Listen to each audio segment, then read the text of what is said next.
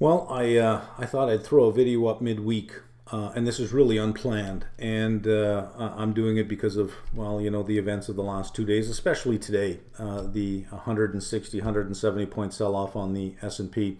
And what's motivating me to do this is the number of emails I'm getting, and on LinkedIn, the number of messages that I'm getting about, have I changed my mind? What are you doing? What should we do? Should we be concerned? Is this the big sell-off?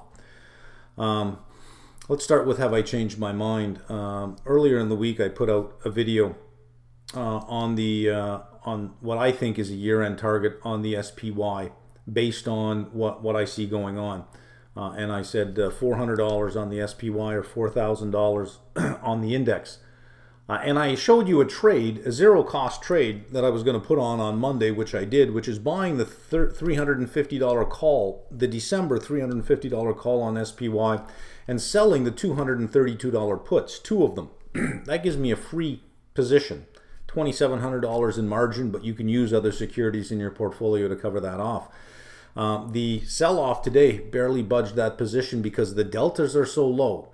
And they're so far out of the money, and again, those deltas are so low that the change in value of that position was nothing, was minimal.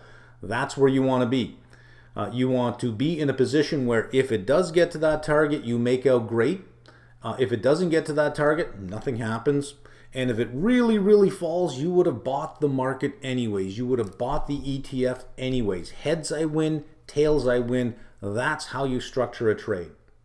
I did not say on Monday I'm going to plow a whole bunch of money into the SPY and just buy the SPY and hold it. If I did, if I bought 1,000 shares, I'm down 17 grand today.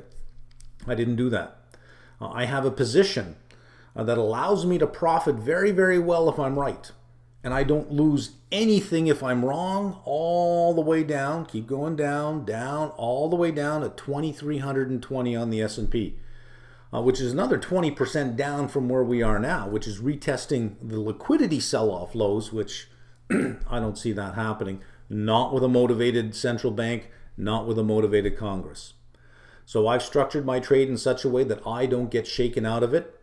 And if I'm wrong, it doesn't get to 4,000, I don't lose anything. The market would have to sell off 20% from here and stay down there by the end of the year for me to lose anything, but I would have been a buyer anyways. Okay, so you got to pay attention to the type of trade that I made.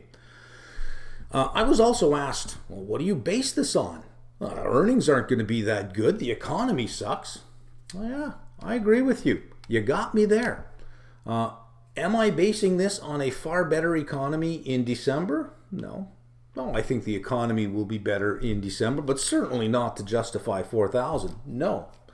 Am I basing it on some multiple of earnings that I think are going to happen by the end of the year? Absolutely not. So there is no fundamental reason it should be at 4,000. But as of last Friday, I could make no fundamental reason why the market's at 3,200. 3,200, it began the year at 3,200. January 2nd, under 4% unemployment. Everything was going great. Earnings were still growing. They were slowing down, but they were growing. Here, almost 20% unemployment. Earnings are going to probably be negative. The economy sucks. We have a pandemic. We didn't have a pandemic. We're at the same price. We're at the same price. So no one can justify 3,200 on the fundamentals because the fundamentals don't matter. The Fed yesterday has said we are going to keep rates low for at least another 2 years. That's a message to institutions saying, don't look to the bond market for any kind of return. For 2 years, I will keep it low. So you're not going to miss anything here. Go ahead. Go ahead. 2 years, I won't do anything. Don't worry. Well, that's kind of permission right there. Not only that, with the risk-free rate so low, with them buying corporate bonds and squeezing the spreads, what's going to happen to the discount rate on equities? That discount rate's going to come down. And if that discount rate comes down, you're discounting future cash flows at a lower amount. Those future cash flows are higher. It means you have a higher justified PE ratio. Level 2, equity, the justified PE ratio, right? I get that G is not going to be there, but from such a low base, you're actually going to have a fairly aggressive G for the next 3 or 4 quarters. So think about that. my motivation for that price had nothing to do with fundamentals. It had to do with a central bank and Congress willing to do absolutely anything that's required. That's the words that were used. We are ready to do anything that's required. And Powell again yesterday said we got lots of options that we can still use, and he's willing to do it. And he was very dovish. Everything is not great. This is bad. This is bad. So you know they're already talking about what's next. That's all I need to know. That's it. Let's talk about this big ugly sell-off today. Why is it so big? If everyone's got permission to stay in, why was it so big? Is because you need experience to stay in this game. And you had a lot of inexperience in this game. In the last couple of weeks, lots of retail money came flowing into this market because they saw it go up and up and up. And of course, the trend chasers come running into this. Got to get in, got to get in. Retail money came flying in. Lots of leverage in that retail money. Typically, they use leverage. And what happens on the first sign of trouble? Retail traders have weak hands. They fold very quickly. They're the first ones to sell. So a lot of the selling today, a lot of the selling and a lot of the price going down came from retail traders throwing it in, screaming at the end of the day, the game is rigged, the game is rigged. I lost on the way down, I got up. Market started going up, I put money in, and right away it gets sold off. And you're going to hear this. You're going to hear all the conspiracy theories about how the big institutions wait for the small guys to get in, then they push the market down. No, it's just that weak, inexperienced retail traders typically fold too quickly. They use leverage. They can't stay in the game. They get margin calls. They get knocked out. They get scared. They think we're going right back down. They're going to get out, and we'll get a lift. We'll get a bounce, I'm pretty sure. So really, when I saw this today, I thought, I'm not concerned. This does not concern me.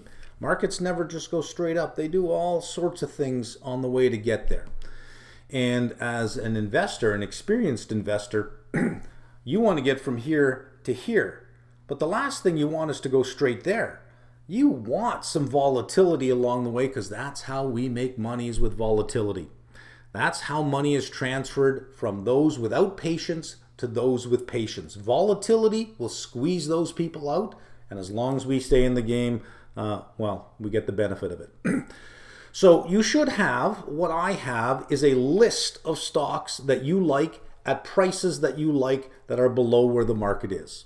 In other words, you would say, I like this stock at this price. If I ever got there, I'd buy it. I like this stock at this price. And you have that list always ready to go. And when you have these big sell-offs, I'm not saying you buy it now. When you have these big sell-offs, what happens to option premium? Option premium increases. So you're going to get extra money just because of this.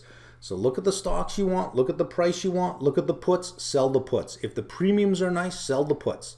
Because that means if it's put to you, you actually get it at a much lower price. If it's not put to you, you made a lot of money on volatility. That's what we live for, that volatility. So days like this are welcome days. You have your core position of stocks that you hold because they pay dividends and they're nice and you plan to hold them for the long term. And you tactically go in and out of different positions based on the premiums that you can get for those puts. And that's what I did today. I sold puts on 10 or 15 different names, 20, 30 puts at a time. Let me pause here for a second now. I'm sharing information with you so that you can see the mindset of a trader and how somebody with a lot of experience, how a professional would think about this. My portfolio has got 8 digits, which starts with a 2. So I have some significant dollars that I play with. I'm comfortable with the strategies that I use. I've been doing this a very long time. I've said in a number of videos, don't copy me. Unless you know what I'm talking about, unless you know what you're doing, don't copy me. And if you know what you're doing, you're probably saying, I'm already doing that. Everybody knows that. Well, not everybody. I'm really just showing you how to apply the content that's in the reading, how you would apply it in the market, and in a day like this, what's the mindset that you have to have? The worst mindset to have is fear, is to change your mind every time the market changes. If you do that, you will get shaken out because volatility, I think, is going to be recurrent for the rest of the year, for at least a couple more quarters at least. which should be a welcome thing. That is an opportunity to make money if you know what you're doing here. Days like this are going to happen. That doesn't change. If you change, again, changing your mind every time the market changes is a surefire way to lose. You need the strength of your conviction. You have an idea of what's going on, and unless new information comes out that changes your mind, you don't change your mind. A sell-off is not new information. A sell-off based on a market that was, well, come on, overvalued to begin with anyways, based on what everyone says, based on fundamentals, it's overvalued.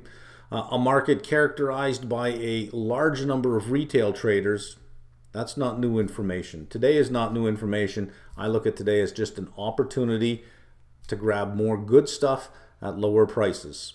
I have the patience for it.